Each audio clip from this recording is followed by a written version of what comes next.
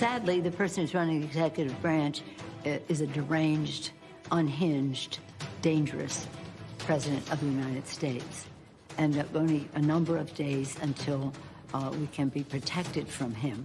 But he has done something so serious that there should be prosecution against him. I don't think anybody can look and say an impeachment of this president is the thing that's going to help unite and bring our country together.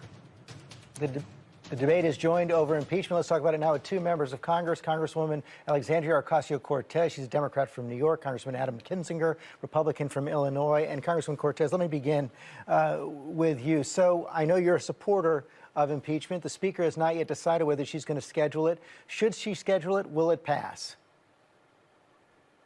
Well, I absolutely believe that impeachment should be scheduled for several reasons. One, of course, our main priority is to ensure the removal of Donald Trump as president of the United States. Every minute and every hour that he is in office represents a clear and present danger, not just to the United States Congress, but frankly to the country. But in addition to removal, we're also talking about complete barring of the president, or rather of Donald Trump, from running for office ever again. And in addition to that, the potential ability to prevent pardoning himself from those charges that he was impeached for. And, the several Republican members of Congress who opposed raising objections to certifying the Electoral College vote have written a letter to President-elect Biden opposing impeachment. Here's what the letter says. It says, in the spirit of healing and fidelity to our Constitution, we ask you formally request that Speaker Nancy Pelosi discontinue her efforts to impeach President Donald J. Trump a second time. A second impeachment only days before President Trump will leave office is as unnecessary as it is inflammatory. They're saying for the sake of unity, forego impeachment. Well, I think there's a couple of things. One is we have to understand that what happened on Wednesday was insurrection against the United States. That is what Donald J. Trump engaged in, and that is what those who stormed the Capitol engaged in. And so when we talk about healing, the process of healing is separate and, in fact, requires accountability. And so if we allow insurrection against the United States with impunity, with no accountability, we are inviting it to happen again.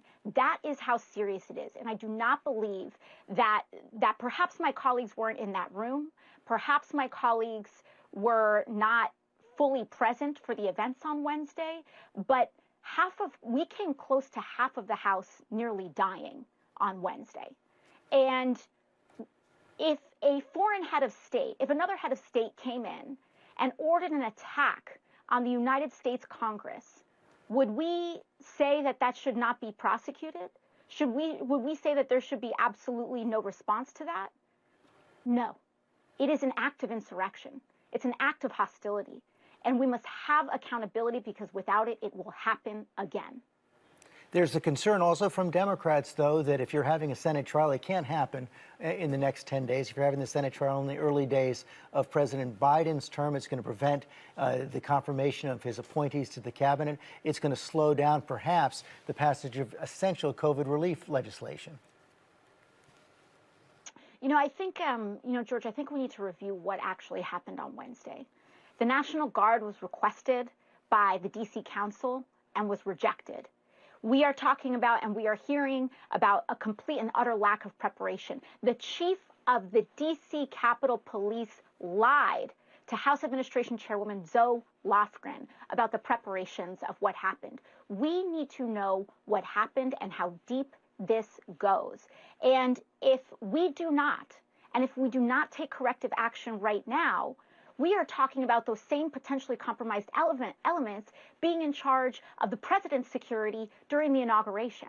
And so, with profound respect, I believe that the president's safety and the safety of the United States Congress and the security of our country, it takes precedence over the timing of nominations and the timing of potential confirmations. This is in immediate danger right now. So you're confident House Speaker Nancy Pelosi is going to move forward with impeachment? I do believe that we will be moving forward with impeachment, but again, we are looking towards multiple avenues, and I do not believe that those avenues are mutually exclusive. This is not an either-or proposition. This is not either the 25th Amendment or impeachment, or investigating our other avenues through the 14th Amendment. I do not believe that any of these avenues are competitive with one another. They all frankly provide their own form of relief and their own forms of accountability. And so I do not believe that this is a question of deciding or debating between which of these avenues we should pursue. I believe we should take an all of the above approach. Congresswoman, thanks for your time this morning. Hi, everyone. George Stephanopoulos here. Thanks for checking out the ABC News YouTube channel. If you'd like to get more videos, show highlights, and watch live event coverage, click on the right over here to subscribe to our channel. And don't forget to download the ABC News app for breaking news alerts. Thanks for watching.